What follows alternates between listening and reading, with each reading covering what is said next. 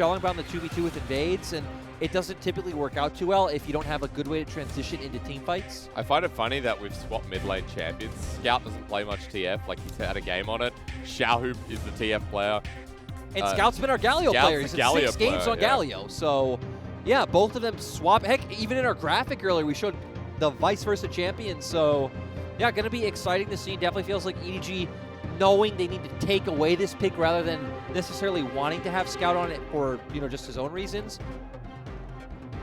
There's a dynamic shift from here. Support's needed for both teams. Solo laners potentially for both teams as well. Wukong was taken by New last game. Yeah, and I want to see if he goes back towards it because I still think it would pair very well with their comp. They obviously have a strong damage jungler. They have Wukong would be able to bring Galio into the back line. And other than that, I don't really know what option they could go towards. Okay, Karma, hello. Karma support. Yeah, that's so interesting too because it adds a very siege element of their composition where you think about it, Karma, Ashe, and Graves all just sitting in front of a turret, very easy for them to chunk it down, so their comp becoming more neutral focused. Getting a blast on the pass here from Hope, who will be setting up Mako. Ezreal was set. I want to see what they go for here because, right, we still don't technically, we expect to be the support set, but we don't for sure know it's going to be that. I guess you could look for some kind of early E-Flash play out of the Karma and blow a flash early. When Audi came into this team, he was known for the set top lane. Xiaoshang did play a little bit as well. But let's find out where everything goes because the Camille would be going blind. I'm just saying, we've had Camille support in one meta. I think it was Season 7 Summer. And Mako plays some weird stuff support. He pulled out Lissandra support last time. Anyway, look, assume Camille top at least. You're no fun hysterics. I'm not. I'm real. Yeah, I want to see where RNG go now because obviously the most expected counter of Camille has always been the Renekton. I was going to say, I was just going to name Jax as the other one. So he wants to take the matchup. Yeah, and I mean, it feels very nice for Jax because think about it. You hook shot in as Camille. Realistically, what can you do? He just opens up his Counter-Strike, wins out. In a trade of autos, Jax will win out. And in all-in, Jax will win out. It really comes down to this war where Xiaoshang needs to heavily play with his W to try to poke out Xiaoshang and then combo with his jungler. It's very telling that Xiaoshang picks up Camille, where Audi loves his champion too. And again, I'm relating because this is Xiaoshang's first split here in summer, going up against New, who New decides, let's take the counter matchup. This comp's now shifted. Tell me about EDG, because with TF pressure, it feels like there's a bit of pride on top side. Yeah, so we're definitely going to play more of a 1-3-1 style. Actually, both comps, realistically, but it definitely feels like EDG are more heavily indexed into that with the fact that they have a TF who definitely feels better in a side lane rather than the Galio, who's a much more, you know, team-oriented champion. Well, I'll tell you one thing, though. The music ramps up for a reason. We've changed again. It's ramping up for the, you know, the really intense, like, James Bond villain-esque music with the RNG logo into the gyos. I'm ready. We get those now. Yeah, we do. Let's run in. RNG, EDG. A matchup you don't want to miss. Historical at its best. And competitive at its very best as well. So there's no worst? There's no worst. Only good here between RNG and EDG. Jax versus Camille. And we got the Ezreal on Hope with Mako in a set. I know that's not the most exciting. Let's look top as we talk about it. I'm waiting for it. There we go.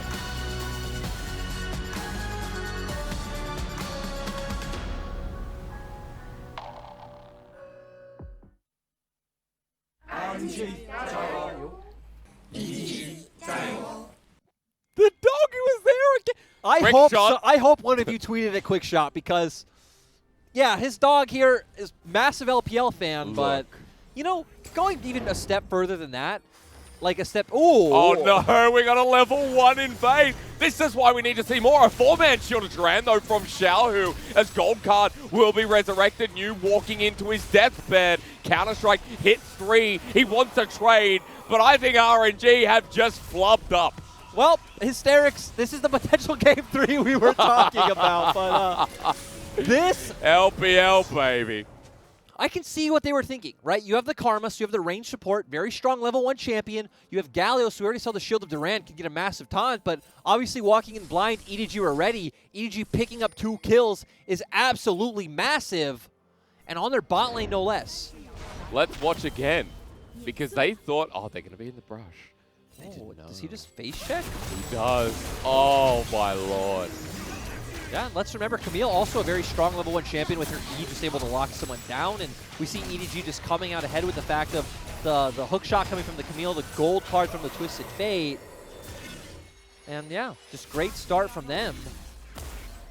And now, almost a 1K gold lead before this game has even begun.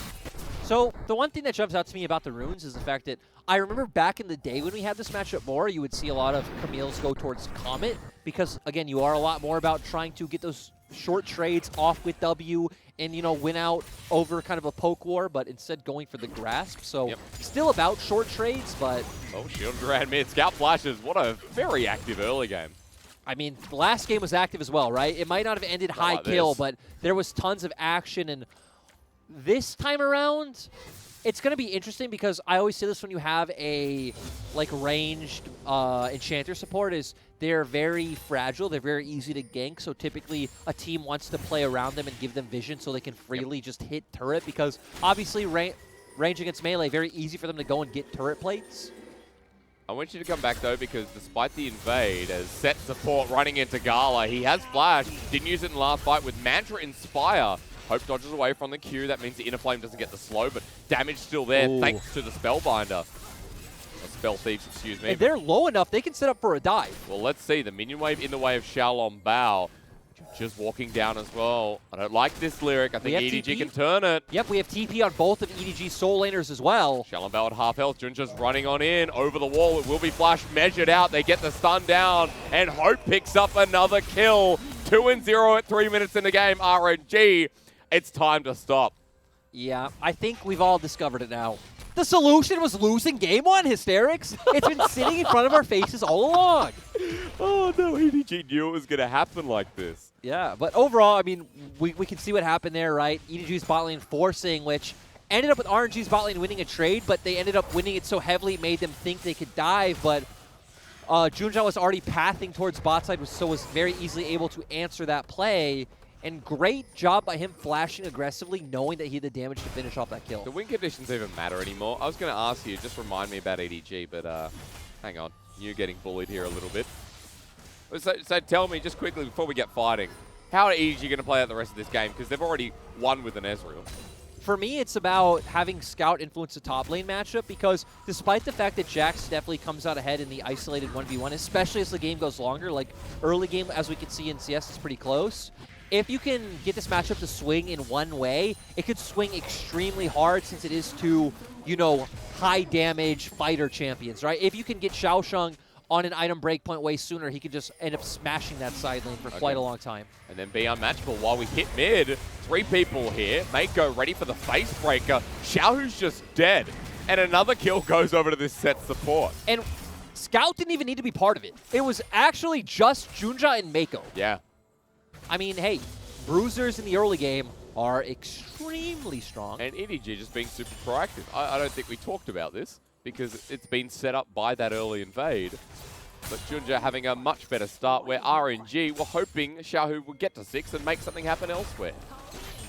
And this kind of an interesting interaction of this matchup is we talked about that Xiaosheng can't really aggressively E in because he will lose out every time. Yep. So we do see New trying to force out trades with auto attacks, and he opens for an aggressive trade, and Xiaosheng is forced back. Interesting lane dynamic.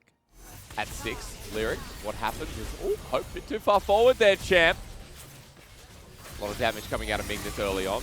Haymaker, not as much. Inner Fire hits both Hope and Mako. And one thing I've loved about Ming is he's always been willing to pull out these types of champions. Let's remember that he's the guy who's consistently willing to pull out Morgana pretty much in any meta. Yeah. It was his pocket pick, you know, in spring and even last year. So Morgana, the Karma, he's always willing to default back to these champions if they look good. Also helped when Uzi had the pocket Caitlyn. Yep. Yes, it did. Pocket. Yes, it did. Because as you can see, this bot lane functions not exactly in the same way, but you are pushing lane, you are trying to take plates, but to me, the fact that you are an Ashe rather than a Caitlyn, it's a lot more about turning towards Dragon or using your pressure to find picks in the enemy jungle rather than just taking the turret outright. My attention diverted because Xiaolong Bao is getting hit by a Stormy Bear. Yes, he is, and the Stormy Bear is a level ahead, Yes, and he also has pressed the attack this time around, so he's going to do quite a bit of damage in those early trades. I mean, look, the Bami Cinder already on board. Xiaolong Bao starts up this Dragon. As Gala makes a roam as well, but Junja, Mako, and Hope are all moving. Xiaoshang is also on his way down, so EDG will have a numbers advantage. At 1.5k, Destiny now channeled into the back. They've cut off the choke.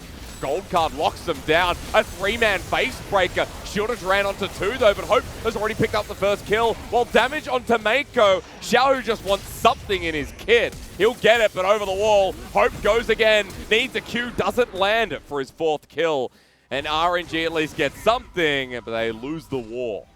And overall, that was just all on Scout, finding that great position to come in, deal a ton of damage to the side of RNG, and pretty much guarantee them bursting out Xiaolong Bao, who, let's also keep in mind, was already tanking the Dragon, so was already about half HP when that fight started. So it wasn't exactly a 4v4. It was more like a 4 versus 3.5. Okay. And EDG likes those kinds of odds. They do. They pick up Cloud off the back of it. I mean, you can see here, right? Xiaolong Bao's already low. Scout comes in, uses the gold card. Mako flashes in aggressively. It guarantees a kill. Now you're in a 4v3 situation. Mako's still really tanky, so Shuri goes down in the end, but still EDG coming out on top. Oh, nice shield from me. That was pretty sad, but still felt good that EDG got the Dragon and, you know, went 1-for-1 in kills. We've seen an Ezreal this far ahead. Wasn't this early in the game, but just snowball out of control. Jackie Love with Yuyanja as a Yuumi. So we'll see where this goes from here. Of course, there is a CS lead in the bottom lane, as they've constantly been pushing, but Hope makes up for that with the early blood and gold he's received because of it. So tell me, RNG do what from here? Because with the Ashe Arrow, with Galio, it feels like there's a lot of lockdowns, there's a lot of global pressure from mid. Yeah, to me, their comp still screams all bot side, right? We talked about how they have the kind of more fragile bot lane. They also have the aggressive playmaking tools in bot lane with the Shen Crystal Arrow, so very easy to lock someone down. Xiaohu follow up with his ultimate. Xiaolong Bao's there, you have a ton of burst, so to me, you just leave New on an island. It's not the kind of matchup where you need to snowball in his favor like how EDG should want to with the Camille. New eventually will outscale and win it outright, so he's just kind of fine farming and going even. As now, Hextech ultimatum timed perfectly, walks on out of it. Looks for the shield once again. New with a favorable trade back, though. It was hilarious to where it looks like he outplays and he quickly realizes, wait, though, I still don't win this battle. Hope walks on up. Good arcane shift away. Xiaolong Bao gets face break it in. 4 members down in the bottom lane. Collateral damage will not secure the kill while Herald goes down. Junja's walking up for his own trade. And so far, it's panning out how we'd expect, Hysterics, right? EDG playing towards topside while RNG using their tools in the bot lane. Still not able to find a route to bringing Scout up to influence his topside matchup, so he's just going to get himself a bit of plating gold in mid lane. RNG trading at least something for, despite the early game direction, is better than nothing at all. As Herald not going to be used at this point, and Ning is going to go back. Nice skin. And when we talk about like scaling and think about how this game's going to eventually progress, I don't feel like it's that clear cut because Hope outranges everyone on the side of RNG, so it's going to be interesting to see how that dynamic works out. But we do have New, who's going to become this massive side lane threat. I would say in teamfights, I slightly favor Camille for the ease of execution of the sense of you always have the opportunity to do Hextech Ultimatum a carry.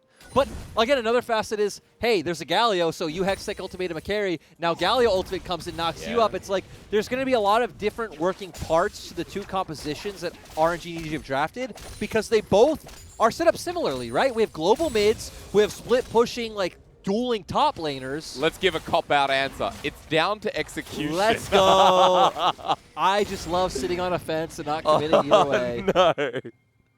Look, I shouldn't comment. I couldn't give you such a great detailed answer that you gave me, but hey, I give a lot of context on like the possibilities. But hey, you do good. Ultimately. Now, I just want to mention, coming back to the game, you've told me, because you instructed me in the ways of playing Jax against Camille, you said you're going to do this. Blade of the Realm King getting picked up first here against the Camille for the dueling potential.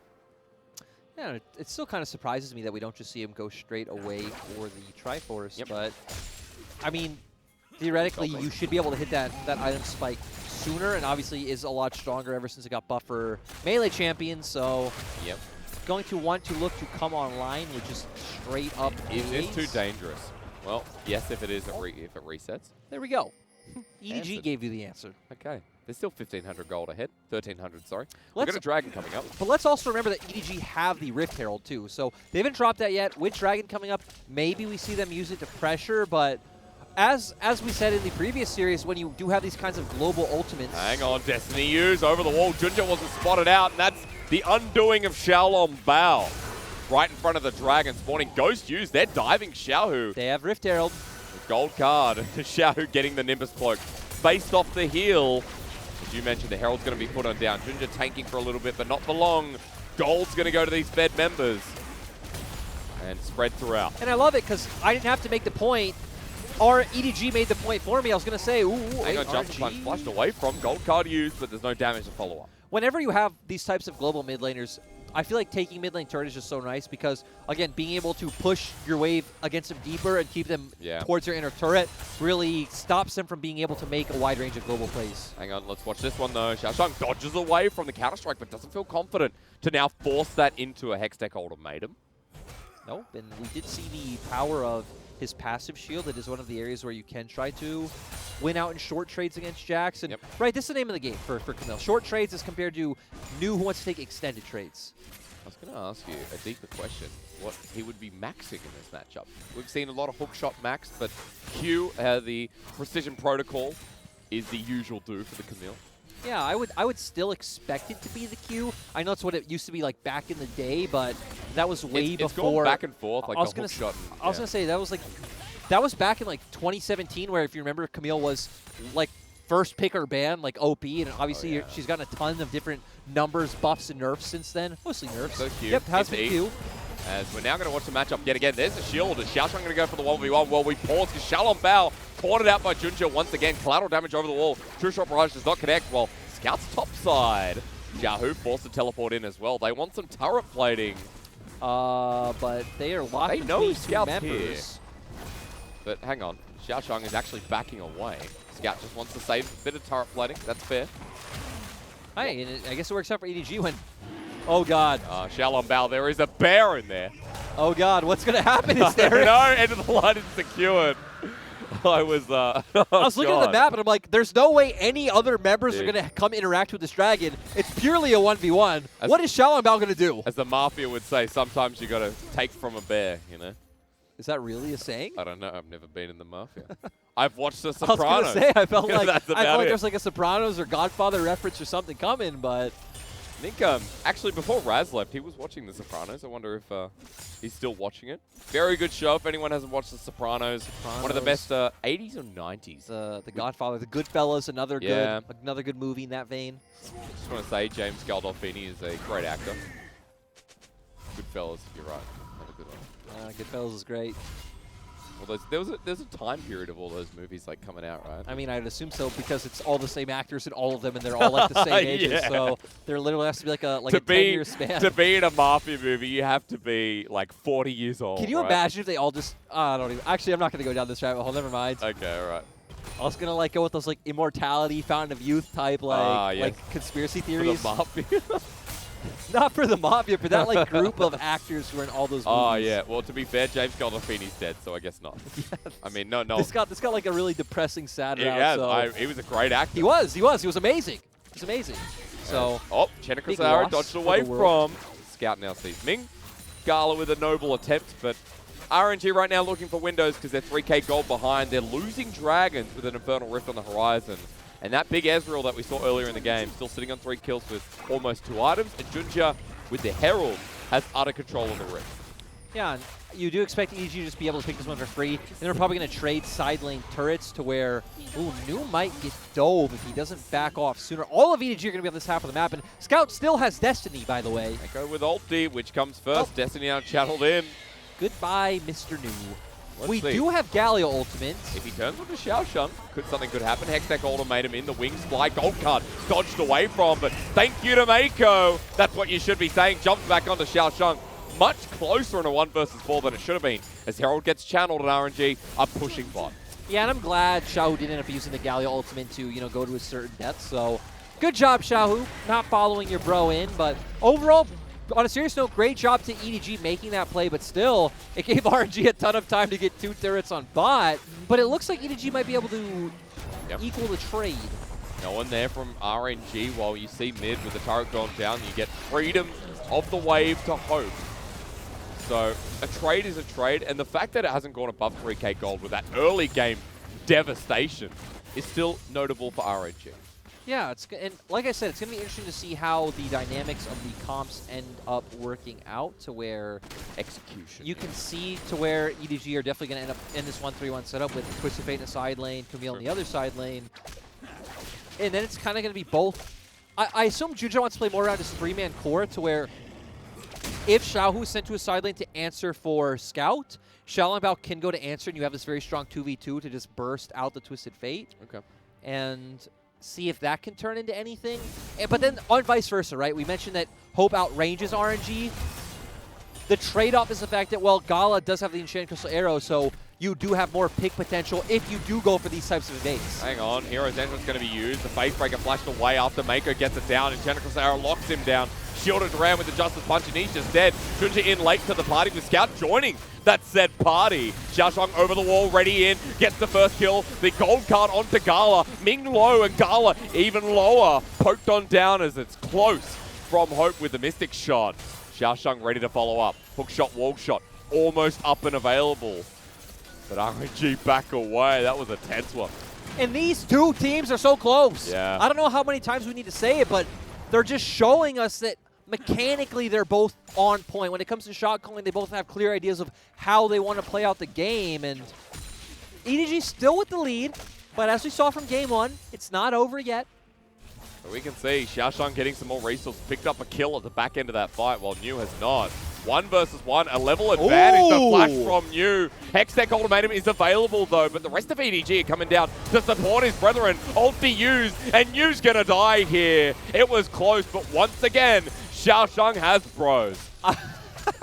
I was going to say, this feels like one of those solo queue players who, again, you pick something like the Jax, the Fiora, the Camille's, you get set behind your 0-2, the enemy's been camping you. You're just so frustrated. You just want the isolated 1v1. Oh, the all chat comes out and you say, bro, you need your friends exactly. to beat me, 1v1 me. What, 2v1, 3v1, come on, you pick Camille, fight me. And, ends up getting baited into the whole team. And, it's going to snowball out of control maybe to like a 0-10 Jax. Not to, give any bad omens for New, because he has obviously shown he understands how this matchup is played and has done quite well in those isolated trades. But now 0-3 as you mentioned. And plus this Dragon's going down. Point, Hysterics. That goal How leads did up we to 4K. get here? With an early game that just needs to be admired. And we talked about this last time, I think it was on the RNG FPX day, that why is it so obvious to predict how many games we're going to go to on the day? We said today's going to be 6. We guessed that before the broadcast, and it's looking like we're going to 6. Especially with the way EDG are going. RNG setting up a play on the top side. Meanwhile, they can't find anything of it. I want to take stock of items because we, sir, are heading towards a Baron.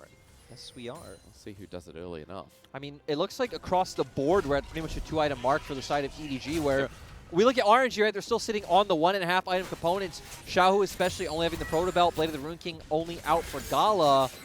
So not looking good if we get into any fights. I mean, we've already seen you have no real good way of locking down Hope regardless. Like, you think about it, your only lockdown's Enchanted Crystal Arrow. He's E is flashing and dodge that quite easily. So despite the fact that, I've been sitting on the fence not making a call of who should win late game team fights, at least the fact that Hope is pretty much unchained feels like it'll be quite hard for RNG unless New can really destroy Xiaoshang in a 1v1. See, my curiosity is that Xiaoshang already in the 1 versus 1. It's all about the Counter-Strike hitting from what it seems to be on screen. But at what item breakpoint does New become unmatchable? I think it'll be 3. I was going to say, I feel like at 3 items will be the point where he could probably just dive the inhibitor turret and kill Xiaoshang outright. Okay.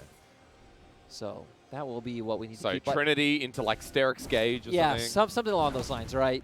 But we'll have to see if this game... I mean, heck, we have Soul in 3 minutes. Yeah. Do we have time for 2 more items on a Jax? Not really. Yeah, we saw him buy a Ruby Crystal, which kind of signals he might be going into a Sterex second. I was thinking about it a bit, sold it, bought it again. As Colonel, get off the screen. Going into Triforce right now would be so expensive, right? Yeah. It'd be way too hard. So maybe the Sterex is an optimal second item. We have seen some Jaxes go for Black Cleavers as well, which I think is maybe not the best route, but Would you early GA, or is it just not worth it? I don't think it's worth it. I think getting some HP, again, something like a Sterex I think makes sense to me. Yeah. In the past, we've seen like third, fourth item in Jaxes, depending on matchup, can be like the Randall's Omen or Dead Man's Play. I remember when we used to have like, what was it, the tanky Tiamat, what's it called? Oh, the Titanic Hydra. There we go, Titanic Hydra. Thank you so much, sir. No but worries. yeah, I remember back in the day we used to see that, which was always weird to me. Yeah. But obviously, rest in peace, Spear of Sojin. That was great on him. You will be remembered fondly in my heart. As Gala actually might be called out. Hextech ultimatum onto this Ash. The Globals are coming in hot though as he goes golden in the midst of Xiaohu, but dumps back into Hope. A two-man shield is ran by him. Hope to RNG while it is a trade-off into the top laner. Yu's not in yet, but Junja's been pulled on in. However, Hope has got a double, and this Ezreal untouched. Well, and EDG are showing us how these scraps work. It's Hope's going to be untouched, so no matter what, if you could pick some people off, as long as EDG can take out Gala, the DPS is pretty much gone on the side of RNG. It's too hard for Nu to get in there. He's a melee champion, obviously. Xiaolongbao as well is much more burst-oriented, so overall, the key player to me in that was Mako. Yep. Great job for him to wrap around, get that ultimate onto Gala, and pretty much just make sure that he's going to die. Mako's had a great game. Mako's such a confusing player to me because we talked about how slow start in spring. Early on, we're saying, hey, looks kind of mediocre. Came in second half, looked amazing. Was roaming around the map, making great plays, coming back into that star Mako form. This split been kind of inconsistent. We've seen flashes of both. We've seen him get strong 2v2 kills in lane, and we're like, this is beautiful. We've also seen him have some really terrible games. Yeah. Their last one against EDG was definitely a standout, just bad performance for Mako. So it goes back to the systemic issues we've talked about for EDG as a whole, where their players are all good, but they just aren't on the same page. Their dynamic doesn't always work out the best. The shot calling clearly not there. Level of consistency question, but having Hope back in, because it was BBD for a couple of weeks, is good. Hope has been a star since joining as the main AD carry of EDG. Now that iBoy's left, as you can see this game, he's 5-0-3. There is a Caulfield's Warhammer and a QSS, considering that Death Dance is coming in, most likely soon. And at the same time, we see with the fact that Infernal Soul's coming up, Nu can't go to a side lane. He needs to group. They need to try to 5-man gather pressure through mid and then walk into the enemy jungle where EDG have all the vision, so they're still probably going to come out on top, but I mean, Hope's doing this himself. they have no lockdown. They have no good engage. Okay, throw out the Enchanted Crystal Arrow. I press E. Now what do you do, RNG? Yep. Wahaha, you know? It's Xiaohu doing the same thing as well. He's got 3 items himself. Easiest Infernal Soul of EDG's life. A Game 3 feels imminent. And EDG are heading towards that. Next on the menu comes the big purple worm. You know what we said in draft and what I complain about pretty much every time we see this Galio is, What is it? give me Galio with some sort of engage option. Yeah. If you're going to give me this Galio that's more about playing for your Graves and Ashe, it's like, at least give me like Galio Aphelios, where I understand you're just playing around this champion that literally can 1v9 the game. That's true. So, but instead, yeah, we didn't get that. We got the At least you got Graves Jax. Galio combo. You know, Jax, if he ever gets towards 4 or 5 items. True. I mean, that's what it's about, right? Because the Gal in this comp, it makes sense. You're also playing for the early Graves invades where you're supporting him early. You're hopefully accelerating the game through that means. You obviously always have a way to answer the Jackson top lane, but like my point is, even if like theoretically you can understand how it wants to play out the game, we haven't seen it work, and it doesn't. It just looks so easy to play around a lack of engage. Yeah. Especially when you do have things like Zoe's and Ezreal's and things along these lines where they now do get to freely poke you. It's very easy to outrange a comp right now. It feels like a lot of our more poke-oriented champions are strong. Kind of interesting that we're still hovering towards it, right, as a priority in draft, when things like, I guess, TF appear, which are easy to situate. Yeah, I feel like TF, again, despite the fact you have a lot of bad matchups, can fit into a lot of different comps, right? You can play in a 1-3-1 setup. You can surround him with teamfight champions, as RNG did last game. So there's definitely tools. You can put him in a 1-4 composition as well. That's so true. Definitely way more flexibility. as his rapid fire cannon will be coming in as his 4th item. Yeah. Always love to see that. Me too. It's always a fun one, and just great getting that extended range for that gold card. It really just does make it worth it based off that fact alone. I'm just watching that side lane. The damage is coming out onto the minion wave from Xiao. Look, he's about to hit his 4th item, to where Xiao is only on 2. Doesn't even have a component for his 3rd item built yet. Hey, news going off into the distance. There was some pressure around the Baron buff. RNG now feel obliged to go and check it. And Scout's going to be spotted out on the top side. Can they really get anything out of this TF? It seems like RNG know the answer's no. Xiaoshang in a 1 versus 1. I want to see this again. Components to Triforce on the way for New. He's close.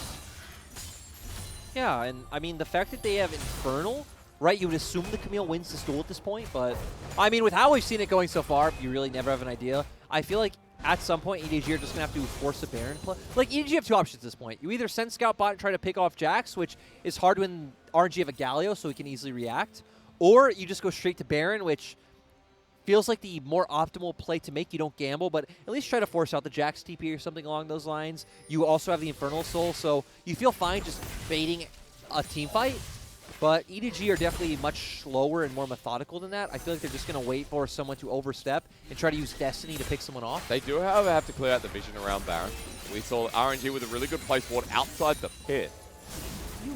An area of the pit that is always really hard to scan for. Well, not if you're walking towards Baron, but you know what I mean.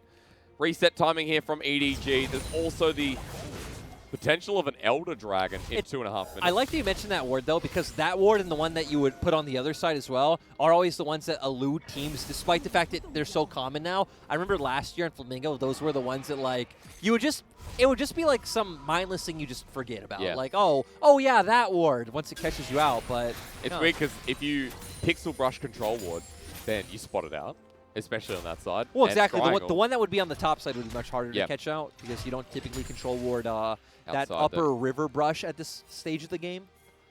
But still, you know it's there. Hang on, Mako's going to walk into trouble here. Zoned on out. Haymaker for the shield. Flashes away. Junja helps him for now, but the slow from Gala with collateral damage taking him down, storming over the wall. RNG have found their picks, and they ain't letting this bear go. Hysterics, how do we end up in this position again? Because RNG say go, and now towards the Baron, they're going to do exactly that. 3 versus 5. And this time it's Mako just face-checking vision. All of RNG are there. The rest of your members aren't there to follow up. Hope was nowhere near. This might give RNG the game. Window back into it at the very least, and to get back some of that gold. Crucial Barrage will not steal it. Baron acquired. So this does 2 things for RNG. One, it now gives you an avenue for New to at least put some pressure in a side lane. And 2, it now gives you a good, like, it's not going to make you win team fights necessarily, but gives you the push to get vision for Elder. As you said, Mako going for a deep ward. Look where Hope is on the map, right? It's just Mako just going somewhere he necessarily shouldn't be at this point. He gets caught out, but again, they have Infernal Soul. They're still favored in fights right now. The thing to keep our eye on is how RNG utilizes Baron push to get vision for Elder to try to set up for a advantageous fight for this objective. Especially when you have a Jax on the side of the map that now has Trinity Force and the Kindle Gem building towards what could be that Spirit Visage slash. He did go for the Triforce like we talked about, which was a bit risky, right? But ended up actually having the time to get it. Elder up in 40 seconds, though. And that fight you're talking about, the setup that RNG can build off this Baron, it's going to be eminent in those next couple of seconds. They have to start moving down now and getting ready. And it's still going to be tough, right? They're still down about 4K gold. They're down items, which is what that means, and they're down an Infernal Soul. So EDG definitely still have the items and damage to go toe-to-toe in a straight-up 5v5. Hope can get the poke. The arrow misses, though. Oh, God. Look at that Q. New setup with the Counter-Strike, and you're talking about Hope with the Infernal Soul. This guy's firing left, right, and center. And with the Baron buff mid, this is slowing down EDG, but Elder is spawning. I mean, at least as EDG, you potentially throw when you already have Infernal Soul, while you have an Ezreal against a team comp with no hard engage. They're going to spot this out, getting started out by the 2 members. RNG have to walk through the river. Mako has ulti as well to nail them into the wall. News going head first. Junja and Xiaoshang ready to turn this around. Destiny into the backline from Scout, who has the gold card. The engage from Xiaoshang may have nailed down the game here, but he's getting low and drops down. Scout trying to run in to bring back the fight because Hope just does so much at this point in the game. And EDG rely on him, take the rest of the fight, and bring the game right back. And overall, RNG just don't have the damage EDG do. You've already mentioned Hope many times, and with 40-second death timers, looks like they're just going to push through bot and try to end out the game. All right, Gala up in 25, Ming in 20. And you're right, with this pushing power, EDG could have secured the game 3. They still have Infernal, so they still feel comfortable to go forward. Obviously, Junja's super tanky, can look for a dive. Baron helping defend at this point, though, from Xiaohu. But the Nexus turrets are squishy enough, and EDG say no. With this big minion wave, Xiaohu is held on. Well, we see pings going down towards Elder.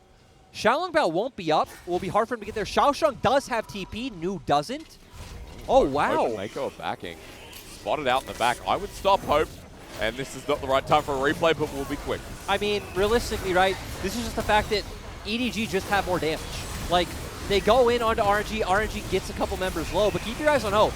He's just dishing out free damage in the backline consistently, using the Infernal Drakes as well as the Soul to win out those exchanges.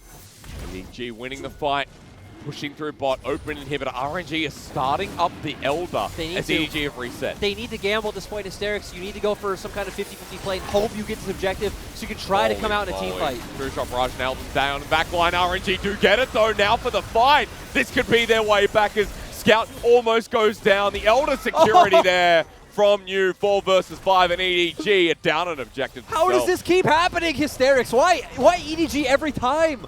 You know, the crazy thing is, even off the base push, it felt like they were in a better position to get it because Xiaoshang had TP. You TP him in, Nu doesn't have TP, Xiaolongbao still wasn't even up yet. Sure, you're worrying about a potential 5v3 where you don't all have full health bars, but my God, just blunder after blunder for EDG. I'm getting to use the word blunder, that's how bad it is. RNG are like, we'll take those. 3K is all that separates from them from EDG. A team fight win, they can try and end through bot. I mean, RNG going to start with mid. The question keeps coming back to the same statement I keep saying. Can they get onto Hope? Because if they can't get onto Hope, I don't know how good this Elder's going to do them. Okay, well at least for now, Hope, true shot run. He was caught out through mid. They jump on in and Hope had such a good game until now. Execution time as RNG just laugh in his face. Scout is running home, but the wrong way. EDG fans, I'm sorry that I just cursed you, but RNG finding the pick they need. Out. Scout, though, taking away the wave. That was actually really clutch. Yep. I thought he was just really tilted from his bottom lane to play and running up mid. I knew what he was doing, but I didn't know that RNG had literally no minions, so... So they keep the game. Stalemate. So, EDG fans, I take back my apology. It's not over. But I have to say, Hope and Mako have had a great game. That was pretty bad. This was so nice from RNG, though, to find this opportunity. Goes for the ultimate to clear the wave. Gives RNG a moment to all funnel on top of you. And if there's one thing we said in Game 1, right, was that they did have that killer instinct to just jump on a target when it was available. Yeah, did exactly that. RNG have equaled this gold up. It's to a point where it really doesn't matter that much anymore. Final items are coming across, and that Elder will expire in 30 seconds, but more importantly, the Baron's coming up in 15. RNG are resetting EDG back out on the map. And we're doing this one again. Of course, it's going to be another long series because these teams close the games out pretty slow. Yep, and also, just to keep track of items, Nu did go for that Black Cleaver in the end, so he's sitting at a pretty strong point now where he's extremely tanky, wins out in the duels. Obviously, the fact that he has a lot of HP built into his items means he's also kind of fine to look for these skirmishes, even though it's not ideal as a Jax. But I'm curious because, look, we'll double check on top lane items. We've got a GA here for Xiaoshang. And we have Scout, though, looking this hard play through side lanes. Okay, EDG have the shove. They've got control over Baron. Scout here threatening the open inhib. Someone's got to respond. It's going to be Nu. Nu has the TP up, so Xiaohu does have Spellbook, so he potentially could just swap to it. Where's he going? To the rest of the team. There's a numbers disadvantage because two people reacted. Jet across the arrow, though, used with Icon. Oh, sorry, no Icon. Xiaohu coming back in. The Bears out with Xiaoshang in the backline, exhausted down. He has GA, but EDG have abandoned him. Not even Hope wants to go on in. And EDG, are you okay? There's no words, Hysterics. There's no words anymore. I mean, there's words for RNG that they continuously come out on top of these exchanges, but... Because they had a numbers advantage. They did have a numbers advantage. They did. And Hope was literally left untouched on the side. He was just there. He could have dealt free damage if all of EDG were together. They didn't need to look for such a deep backline play. But, you know, Xiaosheng has not got much playtime. I feel like we do give him a bit of a pass. He had a good side lane performance. As RNG now, with that big death timer, they want to start up the Baron. They're going to commit their own TP. Let's go. You don't need engage if you can force the enemy team to engage onto you. Shot barrage shielded around you. Xiaohu with the gap close here. Hope in the backline once again. You and Scout are beefing it out while Mako goes down. Back into the Baron, but low health bars. This is where Hope shines as Gala running forward, goes into GA. Baron is secure, but Hope is the shining light. Needs to live on. Xiaohu goes golden. The TP comes through as Xiaosheng has respawned. Junja into the backline. On top of Gala, who gets a massive shield from Ming, but the blunder this time will be mixed around. As Xiaosheng gets a double, chasing after Xiaolong Bao. The movement speed needed. Here comes the Camille. Slow down, flash forward. Hextech ultimatum's there, and Xiaolong Bao will meet his maker as well. This game is absolutely nuts. Oh no, we're and doing it's still this again. going. Now, who wins in the matchup? You said 3-item Jacks. 3-item Jacks. Come Okay, on. Come on, right. Hysterics. 3.5 item Jacks. Death But Dance in Xiaosheng's heck pocket. more. He's like so close to being able to pick up that Hysterics, but Holy dooly. What happens next? I don't even know. Does EDG just look to push? Because they have 3 up. Xiaohu's going to be up in 17 seconds, Ming in 10, but it looks like it could probably be 2 inhibitors by the time anyone can answer. Break this inhibitor turret with inhibitor underneath and bottom side 2. New threatening that has the Baron buff. That means the minion wave going to be coming up very shortly. If that Nexus was exposed, maybe it would be a different story, but the game goes on anyway, 38 minutes in. Hey, and now you get to just funnel some gold onto your Jax with that open inhibitor, but still, obviously Elder Drake is coming back up. It's what we're keeping our eye on. For RNG, I really feel like they need to be on the objective first. It's very hard for them to just walk in blind this time around with this composition. To where we've already said, hey, EDG have like good frontliners set, or Volibear can very easily walk in. You have the Destiny coming out for, you know, easy vision as well. Well, Elder's up. Ready to go again. And we still have Infernal Soul for EDG. We need to keep pointing that out. Open inhibitor mid. Here's the engage onto the volley, but the Enchanted arrow negated, but Junja's still caught out with Mako. Teleport going to be used. EDG. Hope also caught out there. Has to cleanse and flash away. At the end of the day, though, he's still not dead. So he like, all the members are still full HP, still full mana. And RNG wasted a ton of tools to do that. Shot barrage through Ming with the shield, the Inspire at this point in the game. Let me tell you one thing as a Karma main, this is your time to shine. Yeah, and overall, we're keeping our eye on Gala. Junja needs a steal here. RNG is still doing it. The poke from Hope at 3k. 2k, the Elder will secure this game. Into the back, it's taken by you. And RNG now just need to kill them all. Running into EDG, that's all she wrote. And up against their fiercest rival, RNG do it again, Hysterics. All they need to do is keep this down mid. 2 minions available. Scout's going to try and delay this game, but New's going to run into him, and RNG are now headed for the base. They can just tank it at this point. It doesn't matter. Even New having the TP can just go and get onto a minion quite easily. This is a done deal. A game that EDG got double first blood in. RNG are walking it down and are going to destroy the Nexus. EDG will bow their head while RNG rise again. If there's one thing we've learned, is that an EDG RNG series always delivers some of the most fun games you can watch. No matter the result, no matter